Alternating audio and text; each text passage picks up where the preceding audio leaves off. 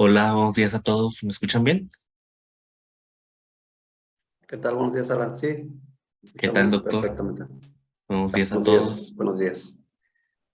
Pues ya es momento de iniciar. Entonces, para poder iniciar esta sesión, me gustaría compartirles un poquito lo que es el orden del día para que sepamos un poquito cómo va a ser la dinámica, etcétera, ¿no?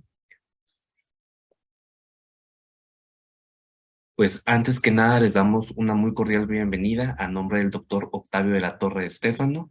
Él es el titular del Comité de Cumplimiento en Comercio Exterior y Aduanas aquí en Canacintra, Tijuana. De igual forma también lo hacemos a nombre del licenciado Jorge Figueroa Barroso, quien es nuestro presidente en Canacintra, Tijuana. Enseguida mi compañera Mara Regalado nos va a compartir un poquito de la semblanza de nuestro ponente invitado, el doctor Ricardo Méndez. Posterior a ello, el doctor nos va a hablar un poquito de un tema bastante interesante, que son los criterios de las empresas cumplidas de comercio exterior, de esta iniciativa que en meses anteriores pues publicó la Secretaría de Economía. Entonces es un tema bastante reciente y bastante interesante. De igual forma, durante la presentación les voy a compartir lo que es una pequeña investigación de mercados. Es aquí mismo por Zoom, les va a aparecer un cuadrito y ustedes nada van a seleccionar la opción que lo representa o que quieren compartir. Esto principalmente lo hacemos para conocer un poquito más de las personas a las que asisten, saber cuáles son los intereses o los temas con los que tienen dudas y con base en esto generar material, pero que este material sea de valor agregado que realmente les sirva. Y por último, al terminar la presentación del doctor Ricardo, pues vamos a tener una pequeña sesión de preguntas y respuestas en la cual pues ustedes pueden sentirse libres de preguntar en el chat o de igual forma pueden abrir su cámara y su micrófono y plantear la pregunta en cuestión. Entonces, pues adelante Mara, no sé si me ayudas por favor a leer la semblanza del doctor. Claro que sí, con mucho gusto. Muy bien. El doctor Ricardo Méndez Castro es director de consultoría en TLC Asociados y socio en Trade Law College. Es licenciado en Comercio Exterior y Aduanas por el TBC. Es licenciado en Derecho por Universidad Humanitas y maestro en Derecho Fiscal por la Universidad Iberoamericana en Tijuana. Es doctor en Derecho Aduanero y de Comercio Exterior por el Centro Universitario de Estudios Jurídicos de la Ciudad de México. Es certificado en ISO 37001. Es certificado en el curso Perito en Compliance por el Instituto de Oficiales de Cumplimiento. Certificado también en ISO 31000 por la Escuela Europea de Excelencia. Es certificado en ISO 31022 e ISO 31301 por consultores y auditores en gestión SAS. Es certificado en reglas Incoterms 2020 y de transporte por la ICC México. También participa activamente en el capítulo México de la World Compliance Association y en el Colegio de Contadores Públicos de Baja California, así como en otros organismos empresariales. Es conferencista, catedrático a nivel licenciatura y maestría en diversas universidades de Baja California, así como instructor autorizado para impartir cursos de capacitación por parte de la Secretaría de Trabajo y Previsión Social. Es articulista en temas aduaneros y de comercio exterior en TLS Magazine y otras revistas especializadas. Además de que también es autor de 8 libros relacionados con la materia aduanera y comercio exterior. Bienvenido, maestro. Muchas gracias por acompañarnos. Muchísimas gracias, Alan, Mara y Elvia, por la presentación. Y bueno, pues siempre es un gusto estar con ustedes y platicar sobre estos temas de actualidad. Y bueno, déjenme decirles que pues, amanecimos ahí con la noticia de que renunció la secretaria, bueno, ya exsecretaria de Economía, Atena Cloutier. Y este tema, bueno, pues es importante, más allá de los cambios que se realizan en el gabinete, por la cuestión de los proyectos, sobre todo que tengan, en este caso, continuidad, y pues este es uno de ellos, ¿no? A pesar de que es un programa piloto para, en este caso, otorgar un distintivo a las empresas cumplidas en materia de comercio exterior, pues bueno, vamos a ver si no tiene algún tipo de impacto En teoría no debería de serlo, ¿no? Porque se supone que estos programas son institucionales, entonces conforme van habiendo cambios, ¿no? En el gabinete, ya sea de este gobierno, de los próximos gobiernos entrantes, tradicionalmente, bueno, pues se mantienen, ¿no? Porque de hecho es uno de los principios el tema de la sustentabilidad, ¿no? Que estos programas pues sean utilizados a futuro, ¿no? Pero bueno, vamos a iniciar con este tema del análisis de los criterios de empresa cumplida en comercio exterior. Como sabemos, uno de los puntos importantes, ya sabíamos desde el mes de agosto que se había dado a conocer este proyecto por parte de la Dirección General de Facilitación Comercial y de Comercio Exterior y que se tenía, bueno, pues hasta el 30 de septiembre para solicitar adherirse a este proyecto. Sin embargo, bueno, pues se extendió en este caso el plazo. Evidentemente, pues uno de los cuestionamientos es si realmente hubo poca participación por parte de las empresas o bien, mejor hubo bastante participación. Sin embargo, como sabemos, solamente van a seleccionar 50, ¿no? Puede haber, ser que muchas empresas pretendan participar, sin embargo, pues si no reúnen los requisitos mínimos, pues evidentemente pues no van a ser, en este caso, seleccionadas. Y esto trae como consecuencia, bueno, pues que se vayan moviendo algunas de las fechas que se tenían programadas. Por ejemplo, se decía que a partir de octubre iba a ser la selección de empresas, entonces esto, bueno, pues será entre noviembre y diciembre para que todo el periodo del 2023, bueno, pues esté, en este caso, llevando un seguimiento por parte de la Dirección General de Facilitación Comercial, de la implementación de este esquema de empresa cumplida por parte de las empresas, ya para posteriormente, en el 2024, pues ya se tenga, en este caso, el proyecto publicado, de hecho, de manera completa en el Diario Oficial de la Federación. O sea, ya como un procedimiento a seguir, como lo tenemos con el registro de esquema de certificación de empresas, porque en realidad ahorita pues solamente tenemos una convocatoria de manera extraoficial, que bueno, también se pretende que sea publicada en el Diario Oficial de la Federación. Estas bases para poder, como les digo, adherirse a este esquema, lo cual, bueno, pues todavía no está.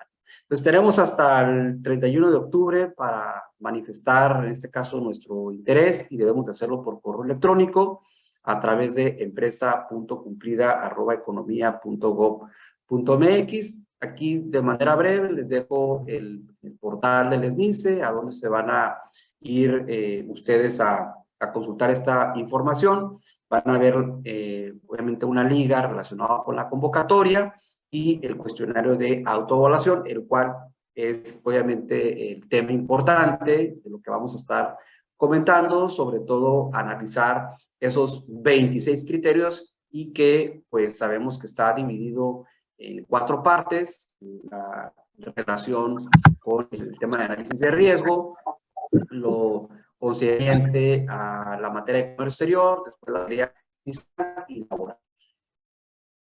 También debemos de tomar en consideración que vienen al menos 107 indicadores.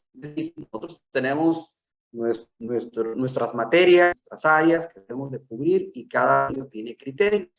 Y a su vez, cada criterio tiene ciertos indicadores, que es lo que estaría revisando dado la autoridad. Evidentemente, uno de los objetivos principales es crear un modelo de mejores prácticas, pero aquí es enfocado en materia de cumplimiento normativo de comercio exterior. Así, de manera similar, podemos indicar, ¿no? Bueno, pues que está el operador económico autorizado, que también se aplican mejores prácticas, pero para la seguridad en la cadena de suministros, es decir, que no estén contaminadas con algún tipo de sustancia, ¿no? De armas, de dinero, de tráfico de personas, etcétera. Bueno, pues aquí, en este caso, la parte que se pretende analizar es el cumplimiento sobre los procedimientos, tanto aduaneros como fiscales. Inclusive estamos viendo, bueno, pues que se abordan algunos temas laborales que creo yo ahí que sería como un poco la parte compleja. Sin embargo, bueno, pues este esquema, al igual que los que manejamos, por ejemplo, en el tema de certificación de IBGEPS, operador económico autorizado, pues no solamente son del área de aduanas o de comercio exterior o de logística, ¿no? Sino que se deben de hacer de manera integral, que participe en otras áreas, que tradicionalmente es la de fiscal, legal, y bueno, pues ahora tendría que ser quien domine temas, en este caso, laborales, ¿no? Y aquí les dejo una definición, que esto, bueno, va enfocado al tema de la figura de la agencia aduanal, que se encuentra regulada en el artículo 167D de la ley aduanera. Sin embargo, bueno, pues recordemos que también estos esquemas pues deben de establecer con claridad pues en qué consisten estas mejores prácticas corporativas, porque yo les puedo decir, y ahorita si hay tiempo lo vamos a ver, una forma de hacer el análisis de riesgo, pero por ejemplo tengo uno de manera muy particular en relación con el estándar de conocer el 1301, ¿no? Que es la forma de enseñar bajo este estándar, y tengo otro que se hace, por ejemplo, con base en el ISO 31000, que también se puede aplicar el 31002, que es gestión de riesgos de manera general y la gestión de riesgos legales. Sin embargo, bueno, pues aquí no se está definiendo de manera específica en qué consiste esa mejor práctica corporativa. O sea, a lo mejor yo puedo decir, ¿sabes qué? Pues bajo el estándar de 1301, pues es una mejor práctica corporativa, pero para mí, no para la autoridad. Entonces, hay algunos elementos que sí, por ejemplo, en el análisis de riesgo, que es la primera parte, que se abordan algunos temas relacionados con la ISO 31000. Bueno, como todo estándar o certificación, bueno, pues aquí se manejan varios principios. Yo hice un comparativo relacionado con la 37301, que es la de sistema de gestión de compliance o de cumplimiento, pero ojo, esta parte es importante porque se habla de que las empresas cuenten con un sistema de gestión de cumplimiento normativo. Bueno, pues eso no existe. O sea, en realidad, ese sería el primer paso, yo creo, para contar con un sistema de gestión de cumplimiento normativo, porque en realidad el sistema de gestión de compliance, pues es para todas las áreas. O sea, eso no solamente es para la parte normativa, ¿no? Y específicamente comercio exterior. O sea, es para cualquier tipo de obligación, ya sea mandatoria o en este caso voluntaria. Y aquí de manera breve, pues se habla del tema de la integridad, es decir, evidentemente desde la parte empresarial, ¿no? Que se conduzca, en este caso de organización, bajo los valores, bajo el código de ético, de conducta, que se establezca de manera interna, que exista transparencia. Por eso, si se fijan ustedes, por ejemplo, en las certificaciones, ya sea del operador económico autorizado, la certificación de IBGEPS, incluso en los programas de fomento como el IMEX, bueno, pues hay una revisión de documentación, hay una visitas de inspección o auditorías, como le quieran llamar, en donde se tiene que presentar la información o documentación solicitada, y pues esta debe ser veraz. O sea, no nos vamos a conducir, ¿no? Con informes falsos, ¿no? O alterados. Esto es básicamente el tema de transparencia. Proporcionalidad, pues evidentemente que es en función del tamaño, del personal, de las actividades que realice. Si es a nivel, por ejemplo, si puede ser una empresa que sea a nivel nacional o a nivel regional o a nivel local, o que sean también empresas transnacionales, ¿no? Como lo son en este caso las maquiladoras, ¿no? Y parte de la industria. Rendición de cuentas y responsabilidad, que prácticamente se abordan de manera conjunta, ¿no? Porque siempre pues, va a haber algún tipo de sanción administrativa en caso de incumplimiento. Y el tema de la autorregulación, pues prácticamente esto pues no es obligatorio. O sea, una vez que la empresa decide, en este caso, inscribirse en este esquema, pues evidentemente pues tiene que cumplir los requisitos y los procedimientos o lineamientos que se establezcan. Pero estos van a ir cambiando. Por eso se habla de la autorregulación, que no son fijos. O sea, acuérdense que inclusive en el operador económico autorizado existe la implementación de mejores prácticas. Entonces, siempre por lo menos se tiene que hacer una revisión anual. De hecho, se establece que se haga una revisión anual y que obviamente se realicen mejores prácticas, ¿no? Bueno, de manera breve, el alcance está dirigido a las empresas, obviamente, que realicen operaciones de comercio exterior, van a acreditar todos los registros de manera voluntaria, deben de cumplir con los datos generales, los 4 elementos que ya comentamos, y en este caso de los 26 criterios con los 107 indicadores. Se debe anexar el cumplimiento, perdón, se debe anexar el archivo, que obviamente tiene el cuestionario de evaluación. En el caso de las empresas, se establece que debe de contar con un sistema de gestión de cumplimiento y que la Secretaría de Economía va a realizar una revisión, ya sea de gabinete, o bien, en su caso, una auditoría o visita domiciliaria, para validar pues, que evidentemente esté cumpliendo con los criterios. Ahora, esta parte siempre debe de quedar bien claro cuando hablamos de revisión de gabinete y hablamos de visitas domiciliarias, auditorías, no son en términos del 42 del Código Fiscal de la Federación. Evidentemente, porque así se tendría que citar si fuera bajo ese fundamento legal que les acabo de mencionar. Sin embargo, en la práctica, inclusive si tienen algún tipo de ISO en sus organizaciones, hay revisiones tanto de gabinete, o sea, de información que les piden y documentación, así como que las visitas que se hacen obviamente presencialmente o visitas virtuales que se hacen a la organización pues, para saber si está cumpliendo. Bueno, pues básicamente de eso se trata, nomás que nosotros pues ya tenemos el chip fiscal, ¿no? Y escuchamos revisión de gabinete y pensamos, ¿no? Pues en información o documentación que nos va a solicitar, en este caso el SAT, o cuando hablamos de visitas domiciliarias o auditorías, pues ya tenemos el chip de que obviamente nos van a requerir, en este caso, información, ¿no? Entonces, ya sabemos que eso existe. Por ejemplo, la certificación de IBGEPS, ¿no? Es una obligación dejar pasar al personal para que lleve a cabo sus visitas de inspección de cumplimiento. Entonces, esto, bueno, pues es parte del día a día, ¿no?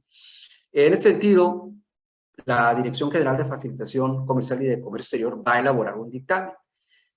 Y aquí, bueno, pues algo que me parece interesante es que lo va a someter, en este caso, a aprobación de la Secretaría de Economía y también al Comité Nacional de Facilitación de Comercio. Y aquí me parece algo interesante porque la estructura del Comité Nacional de Facilitación de Comercio, por lo menos, tiene 9 secretarias de Estado que cuentan con voz y voto. Entonces, esto probablemente se va a someter a esas secretarías de Estado para efectos, pues, de que éstas puedan otorgar algún tipo de facilidad o beneficio a los usuarios de comercio exterior, que esa es la parte que no queda clara. O sea, la pregunta del millón es, ¿cuáles son los beneficios que va a otorgar la certificación? Y bueno, pues de entrada, pues no están listos, aun cuando la autoridad, particular Secretaría de Economía, pues, de flexibilidad en cuanto a cuestiones de requisitos de los trámites, etcétera, etcétera. Bueno, pues todo eso es extraoficial hasta que no estén publicados en el diario oficial. Entonces, los resultados podrán ser favorables con o sin observaciones o recomendaciones, o en este caso desfavorables, es decir, pues que te rechazan la autorización. Ahora, una pregunta frecuente, que es, esta parte me parece a mí relevante porque pues siempre que hay un tema nuevo, pues surgen inquietudes, ¿no? Empezamos a hacer consideraciones de que no, pues pienso que debe ser de esta forma, etcétera, etcétera. Pero creo que con las preguntas frecuentes se aclararon principalmente el punto si yo debo de proporcionar información adicional a lo que es la solicitud y el cuestionario de autoevaluación, que es en el formato Excel. Pues la respuesta es que solamente se va a anexar la solicitud y el cuestionario de autoevaluación, que es en el formato Excel. Solamente eso, y no se va a anexar mayor información. Y en este caso, bueno, pues la autoridad, ya sea en la revisión de gabinete o en la visita que realice, si es que fueron seleccionados, bueno, pues les va a requerir, en este caso, información. Entonces, de entrada, ya en las preguntas frecuentes, deja claro que solamente, como les digo, es la solicitud, que evidentemente pues tiene que emitirla el representante legal y enviarla por correo electrónico, y adicionalmente será el archivo en Excel que ahí va a contener pues el cuestionario de autoevaluación. Vean, en el tema de los requisitos generales también, bueno, pues hay que hacer un análisis si estos se vinculan, ya sea con un programa, con una certificación o con algún tipo de registro, como son el de los padrones y los sectoriales. Y vean, por lo menos aquí hacemos un análisis que te pide 3 años de antigüedad, estar realizando operaciones de comercio exterior. Aquí ustedes van a visualizar que no aplica, que por ejemplo en la certificación de IBJEF sí te exige 12 meses, pero cuando son mercancías sensibles, que incluso no existe el periodo preoperativo. En el caso, por ejemplo, del operador económico autorizado te exige 2 años y bueno, pues en el padrón no aplica. Entonces, no contar con créditos fiscales firmes, bueno, pues ya sabemos que la certificación de IBJEF no debes de contar con créditos fiscales. Y si en caso que cuentes con un crédito fiscal, debe estar, en este caso, garantizado o que se haya llevado a cabo un medio de impugnación y que si requiere, en este caso, garantía, pues lo tienes que garantizar. Si no requiere garantía, no tienes ningún inconveniente, ya sea un recurso de revocación o un recurso de revocación exclusivo de fondo. En este caso, pues no requieres, ¿no? Pero aquí podemos encontrar algunas pequeñas diferencias. Por ejemplo, en el tema de los padrones, por lo menos no debe de ser más de 100,000 pesos. O sea, se establece una limitante. Demostrar el cumplimiento de sus operaciones de comercio exterior. Bueno, todas ellas forzosamente debemos de cumplir, ¿no? Que si la mercancía fue retornada al extranjero, que si se realizó cambio de régimen, etcétera, etcétera. El tema de no contar con querella o denuncia penal por parte de los accionistas, representantes legales, creo que esa obligación es muy específica para el tema del registro del esquema de certificación de empresas en sus diversas modalidades. Contar con una estructura organizacional, que si bien es cierto, probablemente se refiere al tema de gobierno corporativo o en gobierno, sin embargo, bueno, pues aquí no lo especifica de esa forma. Entonces, tener estructura organizacional, pues cualquier empresa que sea constituida conforme a la Ley General de Sociedades Mercantiles, pues va a tener estructura organizacional. Luego tenemos personal calificado, que me parece relevante, y vean cómo exige a las empresas que cuenten con personal calificado, pero aquí, bueno, debemos hacer una pregunta, ¿no? Pues también cuestionarnos si realmente, pues la Secretaría de Economía va a contar con personal calificado para poder hacer estos análisis de riesgos. Un tema, pues también interesante, ¿no? Haber implementado un sistema de gestión de cumplimiento normativo, no se establece ningún requisito en específico, es decir, que tengas algún estándar como el ISO 37301, no se establece esa obligación. Contar con al menos una autoevaluación o auditoría interna en los últimos 12 meses, bueno, pues será de acuerdo a tus análisis de riesgo que tú realices, ¿no? Es decir, por ejemplo, una de las preguntas era de, oye, si yo cuento con operador económico autorizado, ya voy a poder en un momento dado tener alguna facilidad, ¿no? De que me homologuen algunos requisitos, pues no. O sea, ese es otra figura, es otro esquema que tiene un objetivo distinto, ¿no? Ya comentamos que es seguridad en la cadena de suministro, pues de hecho no te va a dar algún beneficio adicional. Lo que dice la autoridad es, bueno, pues como ya cuentas con un estándar, ese o cualquier otro que tengas, bueno, pues se te va a facilitar el cumplimiento. Entonces aquí tenemos los beneficios principales porque ya lo abordamos, no hay ningún beneficio todavía de manera oficial que haya sido publicado, que se haya dado a conocer por parte de la Secretaría oficial, ¿no? Pláticas se han comentado de que yo quiero esto, etcétera, etcétera. Bueno, entonces beneficios principales que también son directos, o sea, no necesariamente, por ejemplo, miren, si hablamos en el caso de Estados Unidos y de otros países que cuentan con el operador económico autorizado y que Estados Unidos, bueno, pues es el CITIPAT, vamos a visualizar que los beneficios en realidad son mínimos. Es más que nada por tener el distintivo de que eres una empresa certificada, porque, bueno, pues, por ejemplo, te dice el tema del cruce ágil por los carriles fast, pero no solamente de empresas, sino que también los transportistas deben de tener esa certificación. O te dicen, vas a tener un ejecutivo, un oficial especial dirigido para que en cualquier momento de alguna duda, pues en este caso puedas canalizar tus planteamientos con esa persona. Y la verdad es que son mínimos, pero nosotros, por ejemplo, en el operador económico autorizado, pues sí, tenemos requisitos, perdón, tenemos beneficios o facilidades operativas, legales, administrativas, inclusive de publicidad.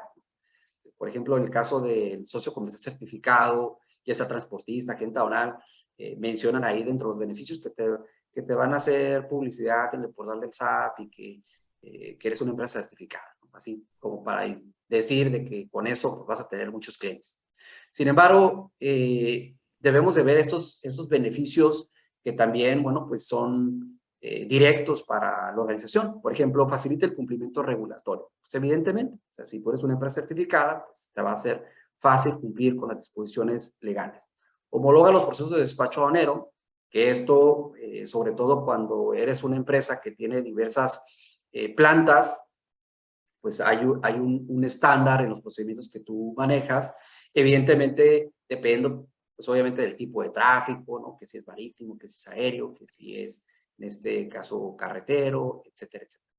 Evita o atenúa sanciones por incumplimiento. O sea, la atenuación es porque como tienes un procedimiento, sabes que en un momento dado, pues existe una disminución del riesgo de que te vayan a sancionar. O sea, aquí no estamos hablando de que obviamente te va a dar un beneficio en este momento sobre reducción de multas, pero las reducciones de multas las tenemos, por ejemplo, en el artículo 199 de la ley aduanera, si soy empresa, por ejemplo, operador económico autorizado, me da algunos beneficios legales, si soy en el registro de despacho de mercancía, me ofrece también otros beneficios ahí conforme al 98 de la ley aduanera. O sea, no necesito probablemente que este estándar me dé ese tipo de beneficios de multas.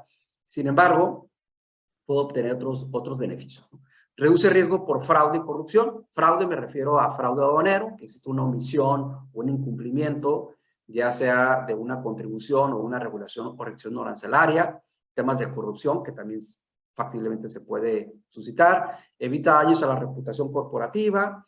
Brinda reconocimiento y prestigio internacional, ¿no? Porque van a decir, es una empresa, en este caso, cumplida, ¿no? Que el hecho de que no tengas el distintivo, pues no significa que no seas cumplida, pero vamos, a lo que voy es que pues hay un reconocimiento a tu empresa, ¿no? Y la profesionalización del personal, que esta parte es muy importante porque, bueno, pues si la empresa, en este caso, está certificada, bueno, pues también, sobre todo el personal que labora en esas áreas, pues evidentemente profesionaliza sus actividades, ¿no? Y eso pues es un valor agregado para el trabajador.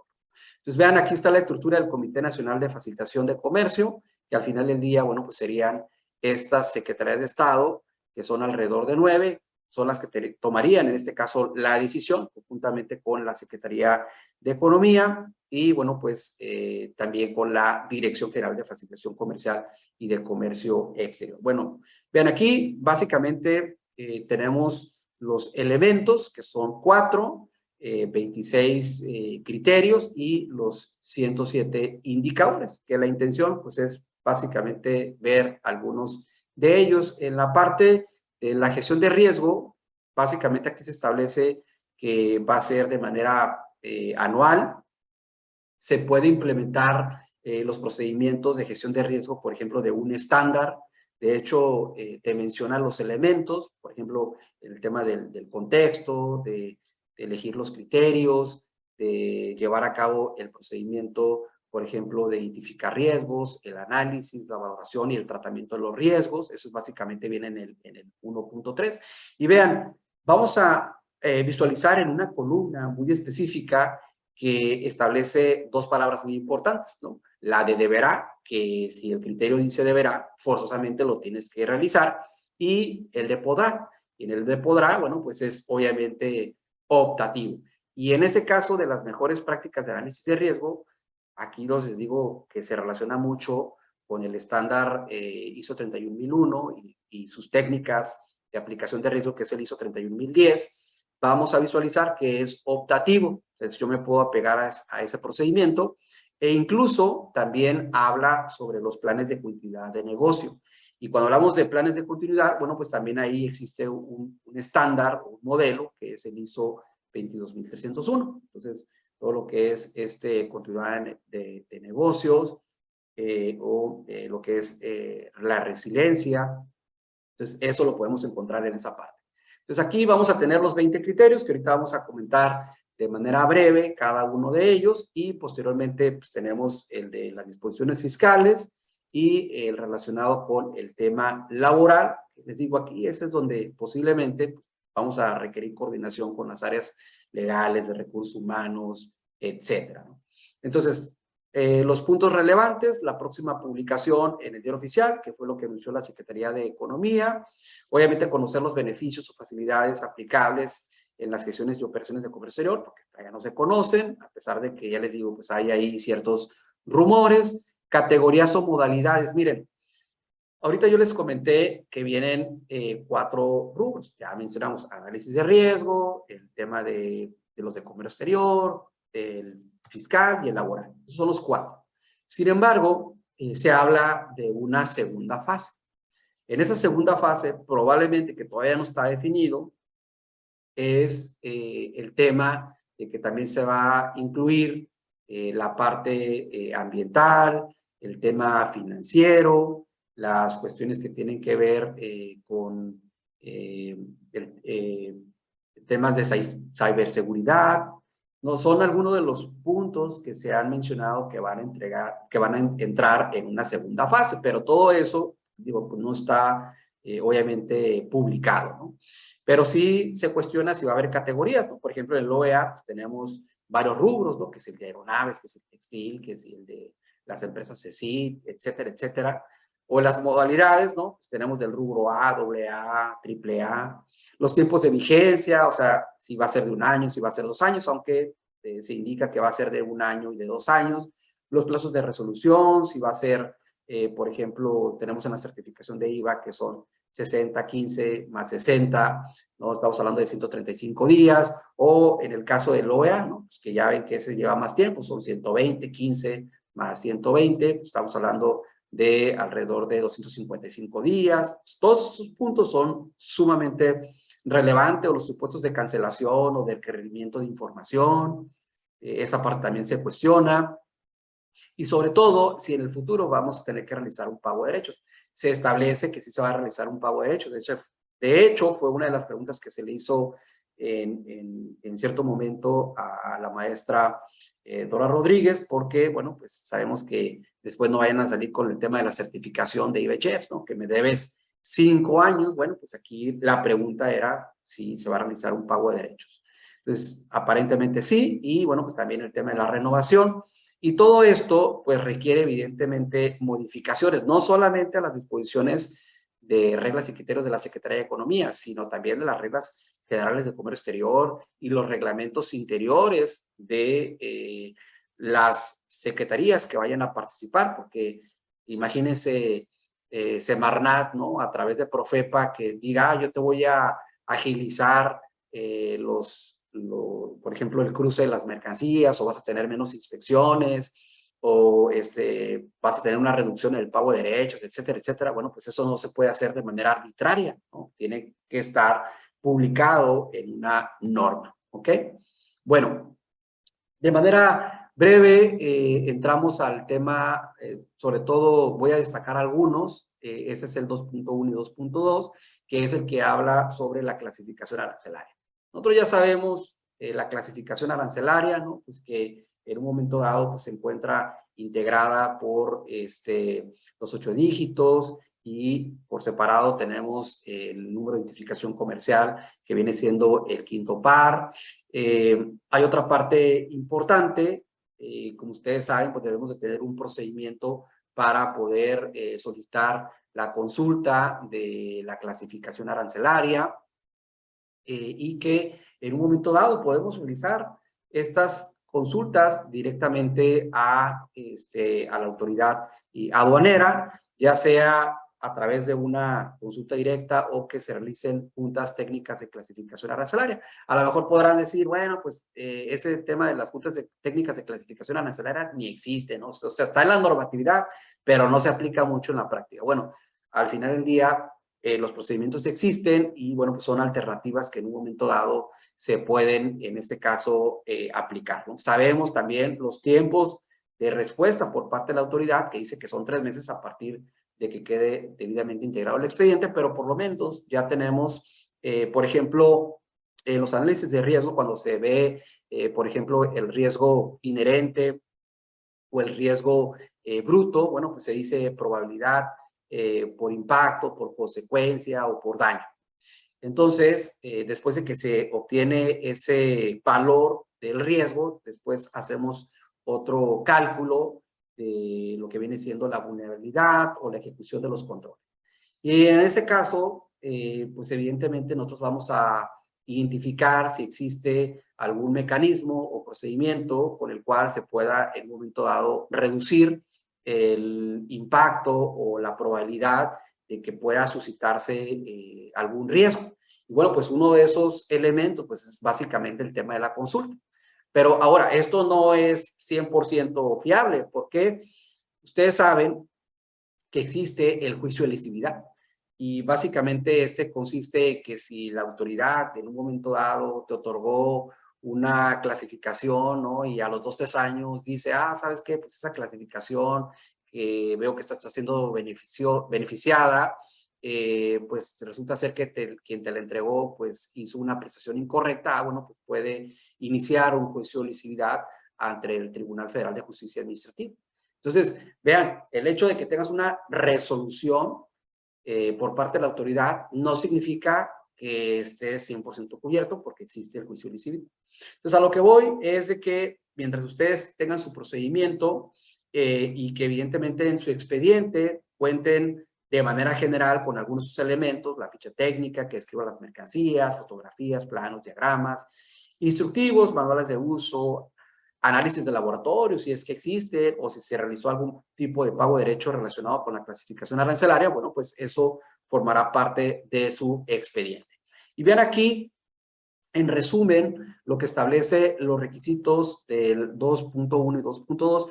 Yo lo que hice aquí es básicamente ponerles la posible documentación que ustedes pueden considerar.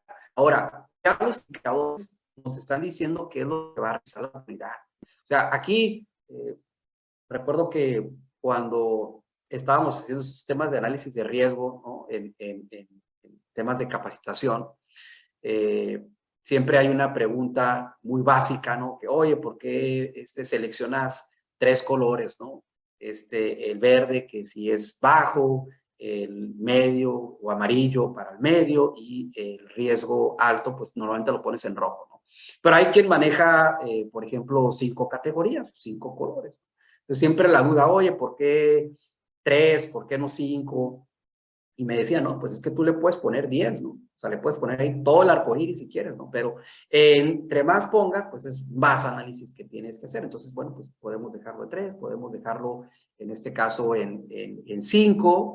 Y es igual, o sea, aquí ya te están pidiendo por lo menos estos 7 puntos, ¿no? Te están pidiendo esos 7 indicadores. Ahora, tú puedes tener 20 indicadores sobre el mismo. Pero primero vamos a cumplir, que de hecho esas resoluciones anticipadas y consultas de clasificación arancelaria son, es optativo, ya ahí se establece un podrá, o sea, no es obligatorio. Entonces, por lo menos tenemos 6. Y los 6 son los que te va a revisar la autoridad. Pero tú puedes tener 20 si quieres. Pero primero cumple con los 6 y ya los otros los vas agregando como el tema de mejores prácticas, ¿no? El punto es que tengas el procedimiento, ¿no? La información y la documentación, de que puedas acreditar de cómo en este caso se lleva a cabo la clasificación arancelaria. Miren, en el tema de la valoración aduanera, o sea, te vienen también ahí unos puntos interesantes relacionados con la valoración aduanera y lo podemos identificar en esta forma.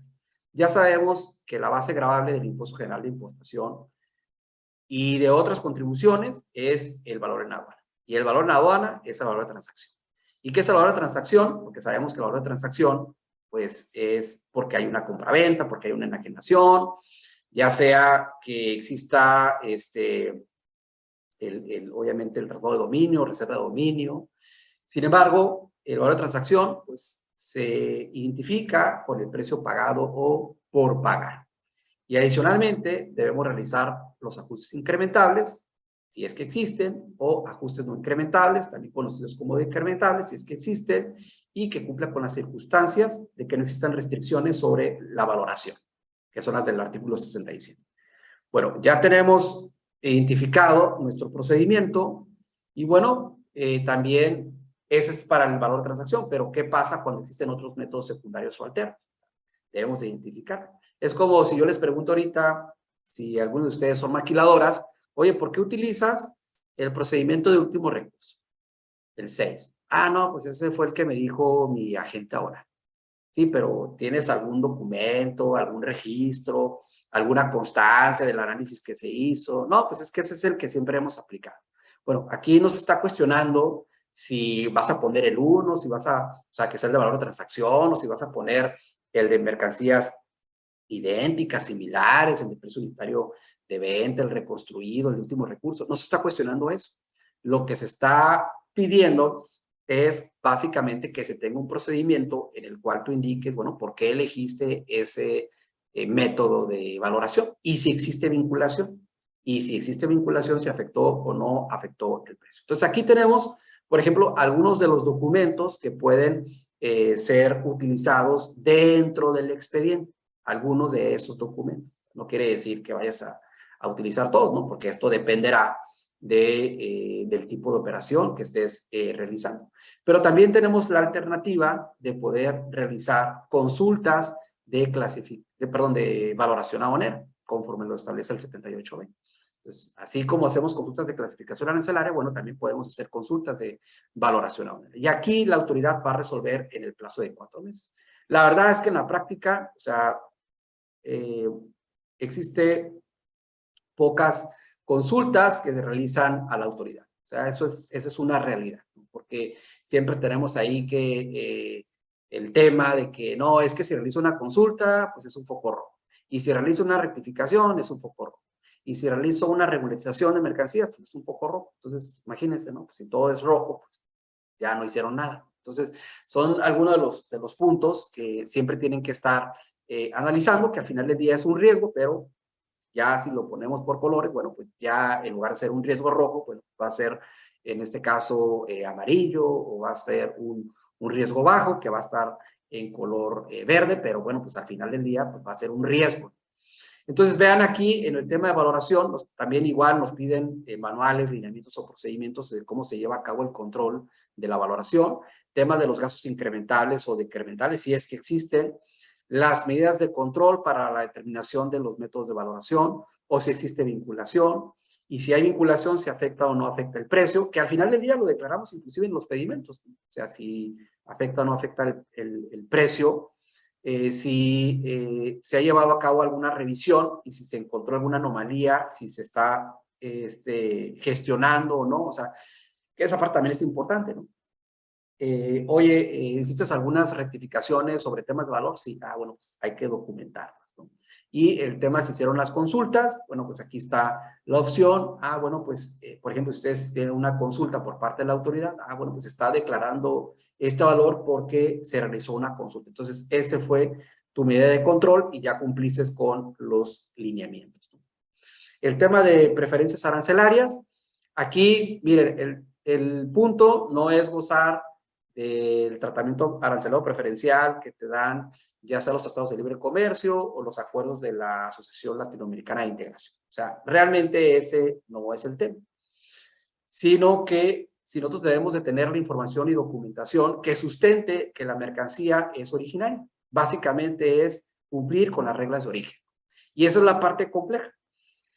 Pero además, si en un momento dado, pues bueno, no sé aplicar las reglas de origen, bueno, pues también tengo la oportunidad de poder realizar una consulta a la autoridad. Entonces, ahí está el procedimiento dentro de los tratados, que se conoce como resoluciones anticipadas o criterios anticipados o consultas anticipadas, como le quieran llamar, pero bueno, pues el procedimiento está en los tratados, inclusive a través de disposiciones generales de comercio exterior, que ya incluso es un formato muy básico, en donde ustedes responden sí, no, para efectos de poder presentar su consulta.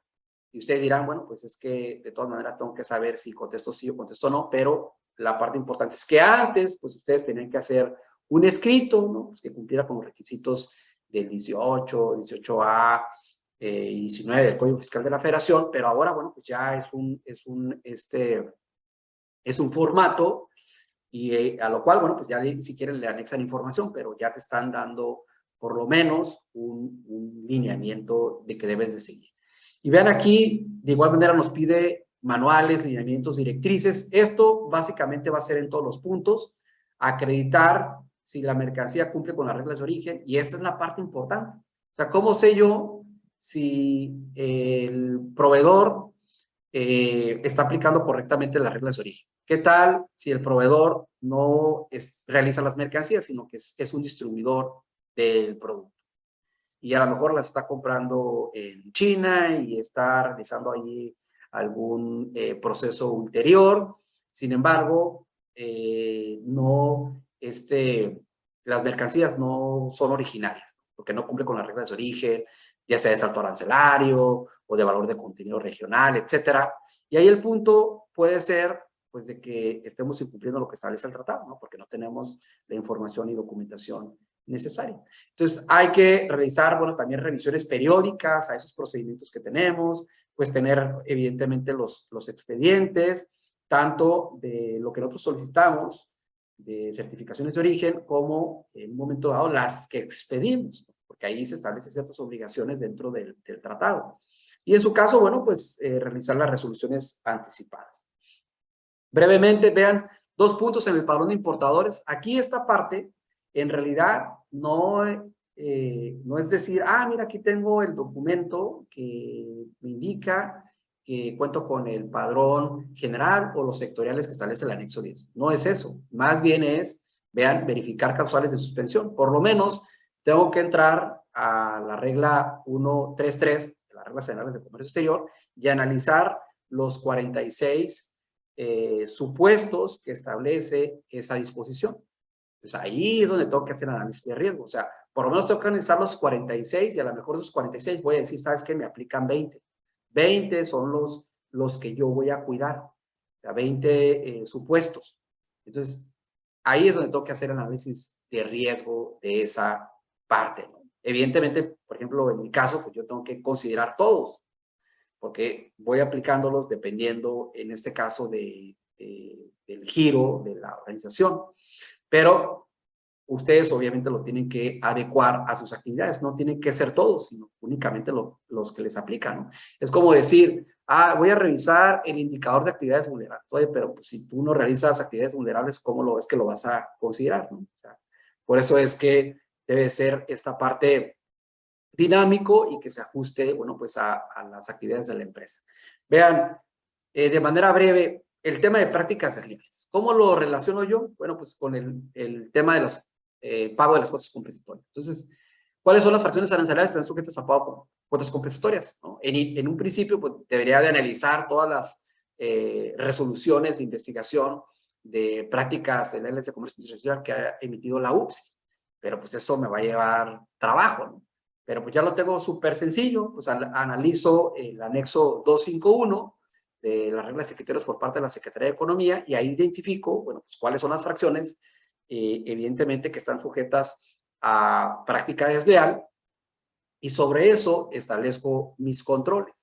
Ahora, cabe mencionar que yo puedo traer una mercancía que sea de origen de la India, que la fracción y el producto sí está sujeto a una cuota compensatoria, pero es de China. Bueno, hasta en eso tengo que establecer un control porque recordemos que existe el anexo 8 de estas reglas que nos establecen las cuotas compensatorias, que ahora lo debemos de anexar al pedimento. Entonces ahí debo de tener, en este caso, mi control. Bueno, como ustedes saben, también hay uno específico, un criterio para las normas oficiales mexicanas. De las normas oficiales mexicanas, importaciones definitivas, las exportaciones básicamente son 2, que es el tequila y el mezcal. Entonces sabemos que en el caso de las importaciones que se realicen a través de programas de diferimiento de arancel, es decir, importación temporal de empresa IMEX, elaboración, transformación y reparación en registro fiscalizado estratégico, Todas esas no requieren, en este caso, el cumplimiento de la norma oficial mexicana. Entonces, ya sabemos que existen dos tipos, que son el certificado y que son el etiquetado, que existen otros medios alternativos para cumplir con las normas oficiales, por ejemplo, el reconocimiento o arreglos de reconocimiento mutuo, la equivalencia de certificaciones para ciertas NOM como la NOM 16 o la 19, y en algunos supuestos vamos a aplicar la excepción del cumplimiento. Es decir, no voy a cumplir con la NOM porque esto fuera de la acotación, porque no es lo que regula, en este caso, la NOM en específico. Entonces, bueno, pues no la voy a cumplir, entonces por eso voy a declarar el identificador en NOM. Pero también debemos de tener dentro de los criterios, debemos de analizar el tema de las sanciones. Entonces ahí abajo les puse los supuestos, ¿no? Porque tienen un tratamiento distinto, sobre todo si son de certificación.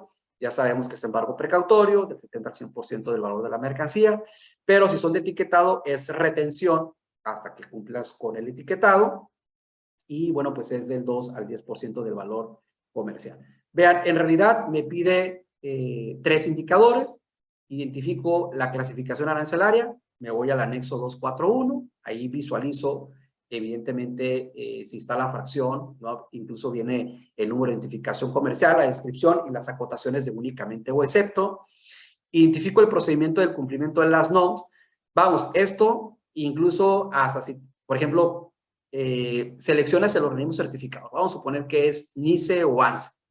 Entonces me voy a la página de NICE o ANSE y ahí viene, por ejemplo, si yo quiero certificar la NOM 001, me viene incluso hasta el procedimiento. O sea, no se trata de inventarlo, ¿no? Porque ya existen. ¿Y cuál es el que voy a hacer? Pues voy a hacer el que me está pidiendo el organismo certificador, no el que yo crea. Y bueno, pues ¿cuáles son los mecanismos de control para identificar el cumplimiento de las NOM? Bueno, pues ahí tenemos procedimientos, requerir información provisional. Por ejemplo, a veces me dicen, oye, esta mercancía cumple NOM.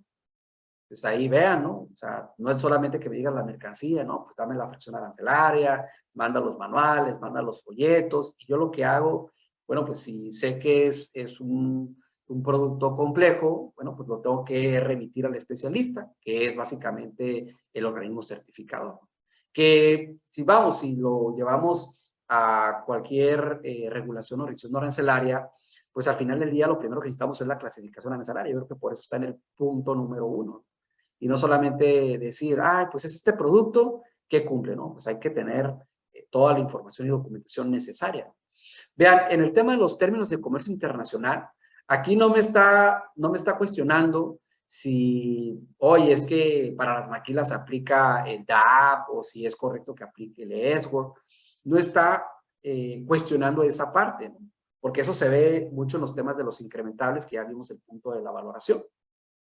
Más bien, lo que se está indicando en esta parte, en estos sabemos que son 11 Incoterms, que se identifiquen lo que son los riesgos, los costos y las obligaciones que existen entre las partes.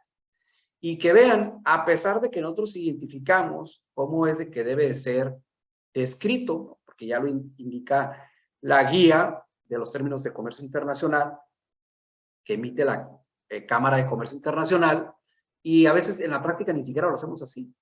Por lo menos en las facturas así no vienen. Ahí declaramos la clave, pero no indicamos el puerto. Bueno, pues a lo mejor podemos decir, no, pues es que es el designatario o el que va, o el comprador, pero eso lo imaginamos, ¿no? O sea, no viene de esta forma como se indica en esta parte y que después pongamos Incoterms 2020 porque puede generar confusión con otros Incoterms, ¿no? De otros periodos. Sin embargo, bueno, pues es como se hace en la práctica, ¿no?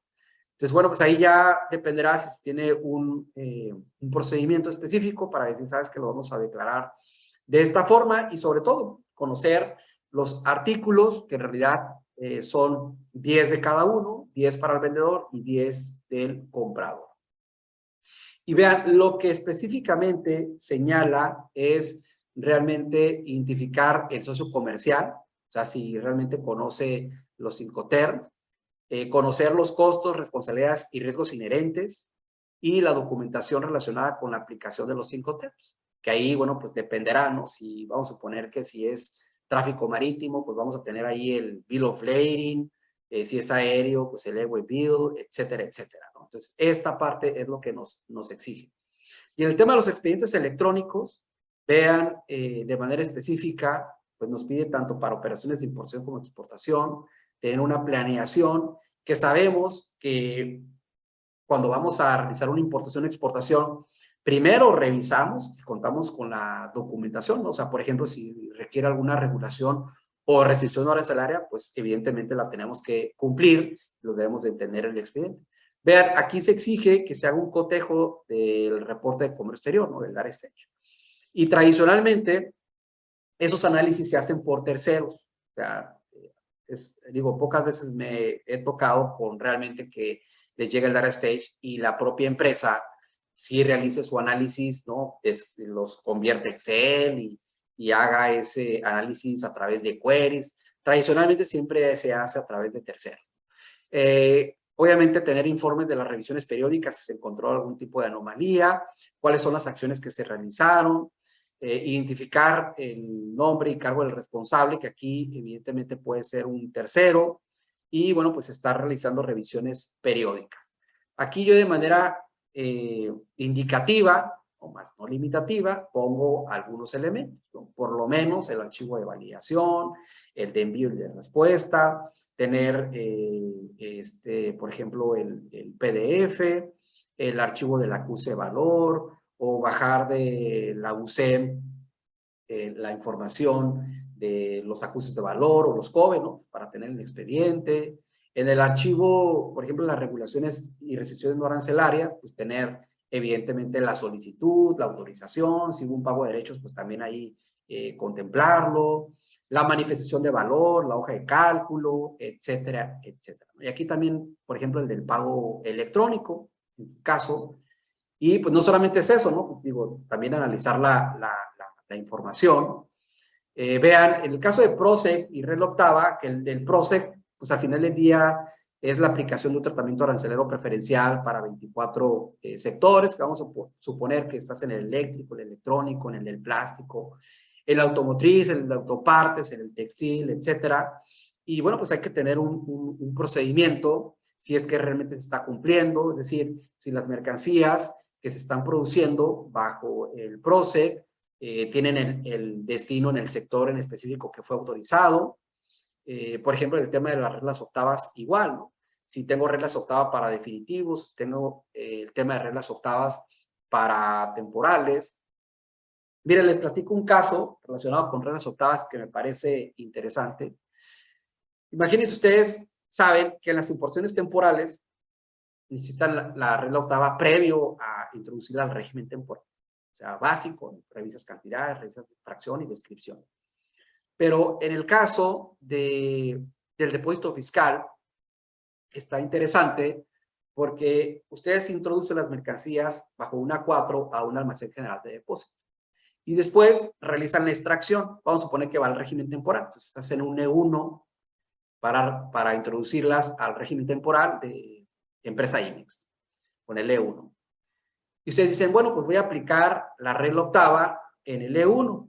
¿Puedo hacerlo? Sí, sí puedes hacerlo, pero lo que tienes que identificar es cuándo realizaste la gestión de la regla octava.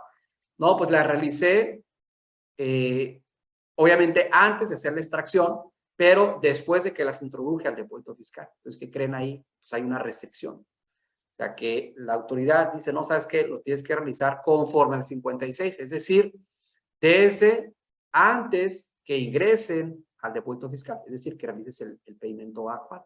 Entonces hay un tema ahí importante porque pues, como es un régimen aduanero en específico, pero tú lo vas a mandar a otro régimen aduanero, pues uno debería decir, ¿sabes qué? Pues ahí tienes que aplicar la de la fecha de pago, ¿no? Sin embargo, el criterio por parte de aduanas es no, que sea antes del ingreso al depósito fiscal. Es ahí una parte relevante, pero por eso debemos de tener nuestros procedimientos para que cuando nos suscite una operación de ese tipo, pues podamos, en este caso, cumplirlo. Vean, el tema de regulaciones y restricciones arancelarias, pues está muy ligado, sobre todo al cumplimiento de las normas oficiales mexicanas, al tema del permiso previo de regla octava, que es una regulación o restricción arancelaria, y al de los permisos de uso dual, que también se regula. Entonces, básicamente ahí lo concentramos en un mismo punto, digo yo para simplificarlo, pero ustedes tienen que hacerlo de manera separada. Ya sabemos que las regulaciones y restricciones no arancelarias pues son los permisos, las autorizaciones, el marcado de país de origen, las cuotas compensatorias, incluyendo las normas oficiales mexicanas, porque así lo establece ya pues, la ley aduanera del 2018. Y la parte importante aquí es que debemos de identificar el cumplimiento de la regulación o restricción arancelaria a través de la fracción arancelaria. Entonces, aquí ya les puse los fundamentos y vean, en realidad nos pide 4 puntos muy básicos, que es la clasificación, los procedimientos aplicables. Yo aquí lo que les diría es, por ejemplo, si van a el de uso dual, ¿no? Ya existe el procedimiento en la página de la Secretaría de Economía. O sea, es el que tú vas a utilizar, ya te dice el paso 1, paso 2, paso 3. Ya la forma de capturarlo, bueno, pues eso lo van a encontrar en los manuales propiamente de la ventanilla única. Entonces, creo que esa parte la tenemos. Obviamente, la elaboración es lo que nos lleva tiempo, ¿no? Pero por lo menos los elementos que debe de contener ya se tienen. Entonces, vean aquí, hacer la planeación de la operación y obtención, que eso se hace desde un inicio, y que ustedes ya lo tienen. Por ejemplo, si son certificadas en IBEX, ustedes tienen, por ejemplo, el procedimiento de cómo se importan, en este caso, las materias primas, porque te lo exige ya ese tipo de certificación. Si tienen, por ejemplo, el formato 118, que es el de la autorización de sensibles, aparte tienen uno específico para las sensibles. Entonces, son cuestiones que ya ustedes pueden tener y que pueden, obviamente, adaptar a cada uno de estos indicadores, ¿no? Y sobre todo, bueno, pues realizar revisiones periódicas. Miren, el tema de las actividades vulnerables, por ejemplo, no es una obligación de la empresa propiamente, sino que es de la agente aduanal. Sin embargo, obviamente, si se trata de este tipo de mercancías sensibles, por ejemplo, vehículos, máquinas para juegos de apuestas, para elaboración de tarjetas, joyería, relojería, piedras preciosas, metales preciosos, obras de arte o materiales de resistencia balística, aquí, evidentemente, ustedes tienen que proporcionar cierta información de quién es el dueño beneficiario o el beneficiario controlado para efectos de esta Ley Federal para la Prevención e Identificación de Operaciones con Recursos de Procedencia Ilícita. Entonces, este punto me parece a mí relevante porque ustedes van a presentar la información a su agente aduanal. Y en ese sentido, deben de tener, obviamente, los puntos que nos está señalando aquí, ¿no? Todo, primero saber si voy a cumplir o no voy a cumplir con esta ley PIORP, ¿no? De entrada. Y si cumplo, bueno, pues, ¿cuál es la información que yo proporciono a mi agente aduanal? Que tradicionalmente es un escrito que él pide, más la información de la documentación, por ejemplo, del acta constitutiva, de quién es el representante legal, ¿no? Credenciales del lector, etcétera, etcétera, ¿no? Entonces, ahí ya se establece el procedimiento y de realizar revisiones periódicas, que esto es parte de todo este esquema de empresa cumplida. Vean, el tema de marcas registradas.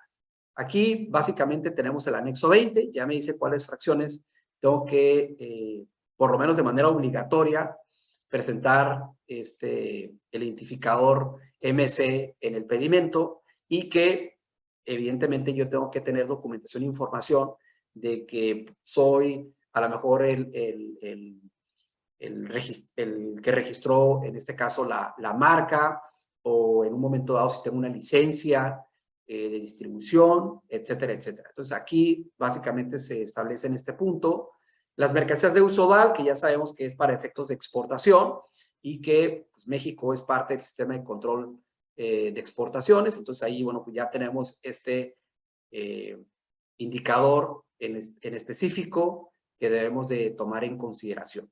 Vean, tenemos procedimientos de revisión de origen, que ese va a ser para esas empresas que cuenten con el registro de despacho de mercancías. Por ejemplo, si ustedes no tienen, no lo van a hacer. Pero vean, me parece a mí interesante porque si tú eres una empresa con revisión de origen, por lo menos tienes que hacer el análisis de manera anual, que es el que entregas, en este caso, en febrero. Entonces, el procedimiento ya lo tienes. Simplemente es nomás ahora ajustarlo, bueno, pues a lo que establece este criterio, pero ya lo tienen. Vean, el de legal estancia o tenencia de las mercancías, que aquí entran dos elementos, tanto la parte de las materias primas como el activo fijo. Ya sabemos lo que establece el 146 de la ley aduanera, amparar la legal estancia y tenencia en todo momento. Debo de tener la documentación aduanera, nota de venta si es que fueron adquiridas bajo esos esquemas de venta por parte de la autoridad, o en su caso, tener el comprobante fiscal digital por internet para adquisiciones nacionales. Entonces, ya sabemos el activo fijo, que debo tenerlo controlado, marca, modelo, número de serie, debo de tener un expediente. Hay muchos sistemas de control de inventarios que ya inclusive guardan ahí las fotografías, la factura arancelaria, los modelos. Hay quienes les ponen códigos QR, etcétera, etcétera. Bueno, pero lo importante es tenerlo, ¿no? Que básicamente es lo que nos está solicitando en este criterio. El 19 que viene con el tema del CFDI, complemento carta aporte, que sabemos que existen dos figuras, ¿no? CFDI de ingreso, si contrato un transportista, o en su caso, si soy el propietario, poseedor, tenedor, intermediario, freight forwarder o agente de carga, y tengo mi transporte propio y voy a mover esas mercancías que son de mi propiedad, que son bajo consignación, etcétera, etcétera. Bueno, pues voy a emitir el CFDI con complemento carta aporte, pero también, o sea, no solamente es desde la perspectiva de comercio exterior, sino también es desde el punto de vista nacional, que sabemos que, bueno, pues si estoy haciendo traslados locales, pues no lleva el complemento carta aporte, perdón, era complemento carta aporte, creo que dije complemento comercio exterior, complemento carta aporte, y si no lleva, por ejemplo, digo, si son movimientos con vehículos ligeros, con características menores a un tipo C2, y en este caso se realiza en una distancia no mayor a los 30 kilómetros, pues bueno, también puedo eximir el complemento carta aporte. Entonces, o sea, está el procedimiento de importación y exportación, que requiere el CFDI con complemento carta aporte, pero también puedo eximirlo bajo las condiciones. Y vean, aquí me establece dos puntos. Obviamente voy a cumplir con el que esté llevando a cabo, ¿no? Si contrato, por ejemplo, a transportistas, bueno, pues voy a tener el CFDI de ingreso. Si lo hago con terceros, con agentes de carga, por ejemplo, pero que sean vehículos propios, bueno, pues voy a utilizar el CFDI de traslado, ¿no? Lo que establece básicamente el capítulo 277 de la resolución miscelánea fiscal. Pues ahí está el procedimiento. En temas de IMEX, ni se diga, ya analizamos, por ejemplo, el artículo 11, el artículo 24, el artículo 27 del decreto IMEX, pero adicionalmente en temas de certificación de IMEJEPS, pues miren, ahí tenemos regla 721, que es la que establece las obligaciones, los 722, que es la de los requerimientos, y 724, que es la de las causales de cancelación. Entonces ahí tengo ya los requisitos que voy a cumplir en cada uno de estos puntos. Ya para ir terminando, miren, el tema de las obligaciones fiscales, este está interesante porque muchos de ellos ya los estamos cumpliendo. Aquí hice un comparativo de manera específica haciendo relación de la empresa cumplida de comercio exterior con el programa IMEX, con la certificación, con los padrones y con lo que viene siendo el PROSEC, ¿ok? Entonces, yo les puse aquí algunos puntos que pueden estar relacionados. Otros no, pero por lo menos estos que están aquí están relacionados. Miren, el tema, por ejemplo, de emitir un CFDI cumpliendo con los requisitos, o sea, la verdad es que pues uno ve los CFDIs, yo no soy experto, nosotros tenemos un área específica que es de impuestos internos, ¿no? Que ve esta parte, pues están más familiarizados los contadores con ese tema. O sea, yo puedo conocer el artículo 29A, el anexo 20 de la resolución miscelánea fiscal, los complementos que establecen el portal del SAT, ¿no? Pero al final del día, quien debe de emitir una opinión, si están correctos o no, pues son el área fiscal, el área de finanzas. Vean, todos los demás los ubicamos perfectamente porque están vinculados, digo, con las demás certificaciones.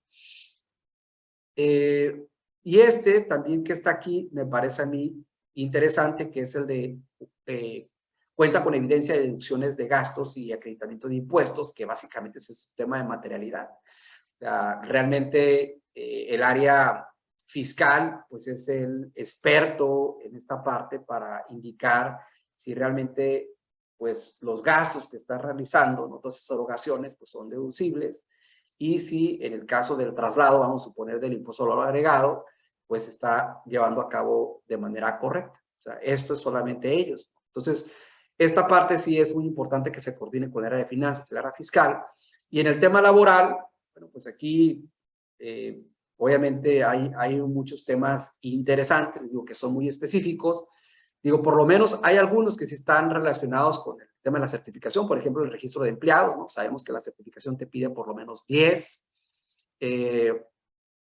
Y bueno, pues en el programa IMEX te indica que debe tener personal, sobre todo también el tema de la obligación de retener y enterar el ISR a los trabajadores. Pero hay otros, por ejemplo, el contrato colectivo, bueno, pues si tienen sindicato o no tienen sindicato, pues a veces lo sabe uno, ¿no? Pero si todos los empleados están bajo el sindicato, o si existen ese tipo de cláusulas, por ejemplo, de libertad de asociación, libertad sindical, que no son nuevas, o sea, en realidad ya estaban, nomás que recetaron ahí un poco en relación con el capítulo laboral del TEMEC, o si se tienen erradicadas, ¿no? Formas de trabajo forzoso obligatorio, la abolición efectiva de trabajo infantil, ¿no? Que también puede haber menores de edad trabajando en las empresas.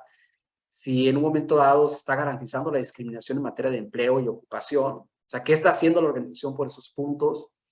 Si se está contratando, por ejemplo, servicios especializados, y si ese servicio, si esa empresa que está prestando ese servicio especializado cuenta con el REPSE, si se está garantizando la PT1, la cual pues, obviamente es muy importante, o vean eso de elementos de identificar, por ejemplo, la prevención de factores de riesgo psicosocial, violencia laboral, ¿no?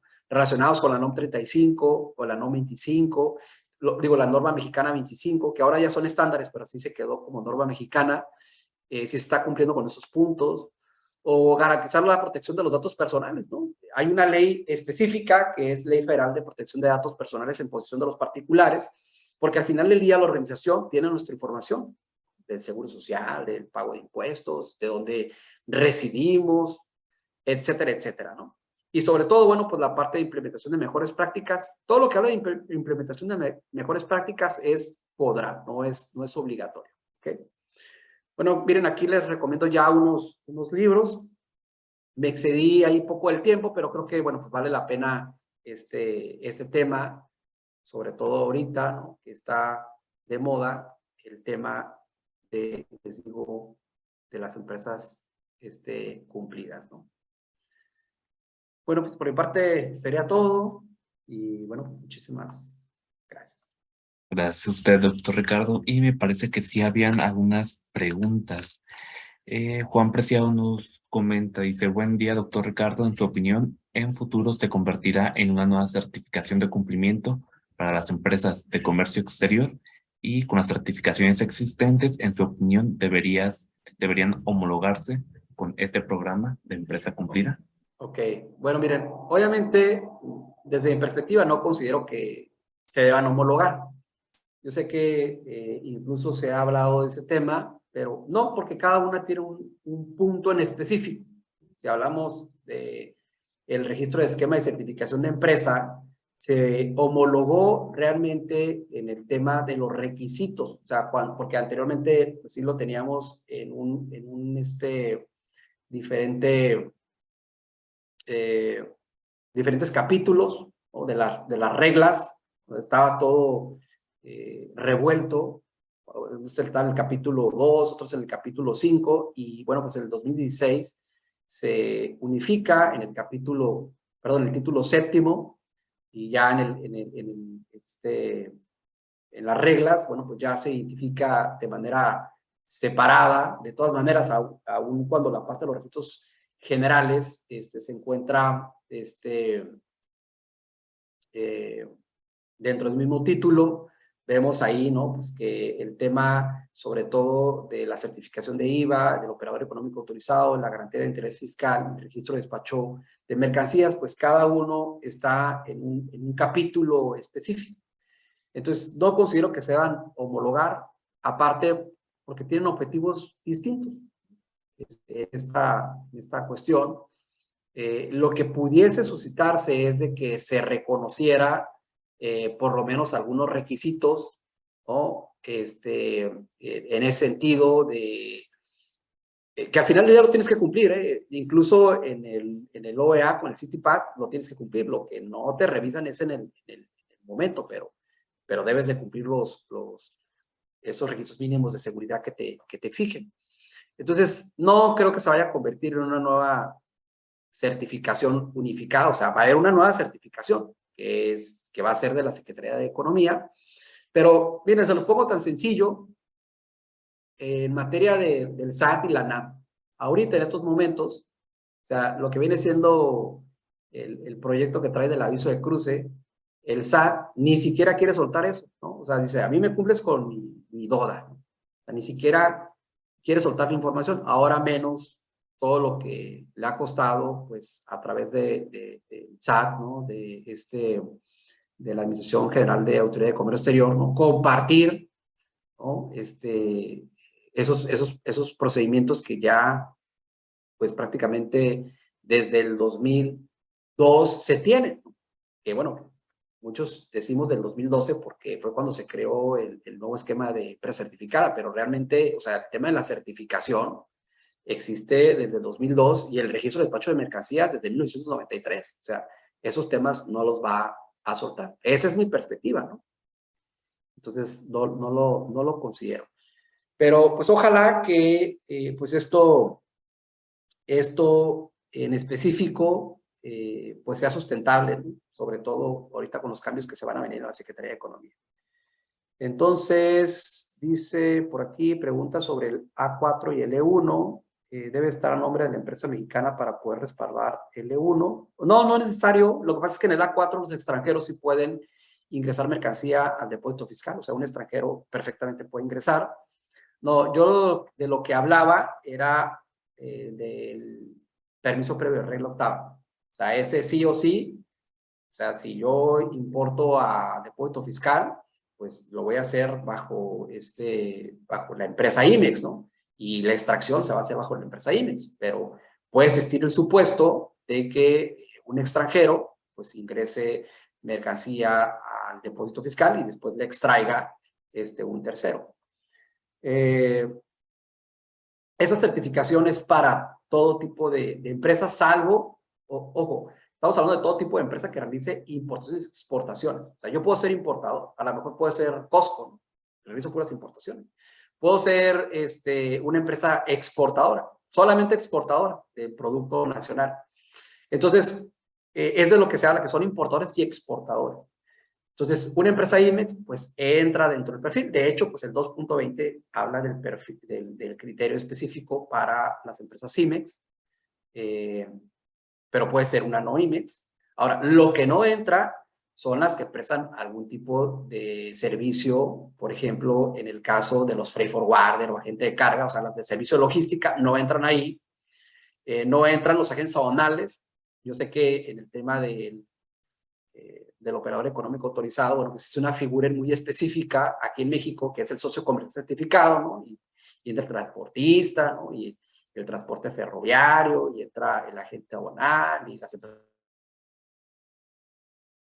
En este caso en específico, si, por ejemplo, me dices, oye, es una IMEX de servicio de almacenaje, que el otro día mencioné esa pregunta, bueno, pues tienes el IMEX, tú haces importaciones y exportaciones, pues entras dentro del esquema. O sea, no es específico para IMEX, pero tampoco si eres agencia aduanal, pues vas a poder realizar este procedimiento por el momento, ¿no? Digo, ya si en un futuro la autoridad dice, no, sabes que también vamos a darles oportunidad a los terceros, como sucedió con el socio comercial certificado, bueno, pues ya hay como para el 2024, 2025, ¿no? Pero por lo menos ahorita, pues no está ese tema, ¿no?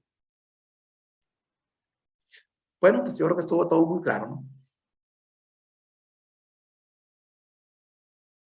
Claro que sí, así es. Me parece que ya no hay dudas adicionales, también ya quedó respondida la de Natalia Besanilla.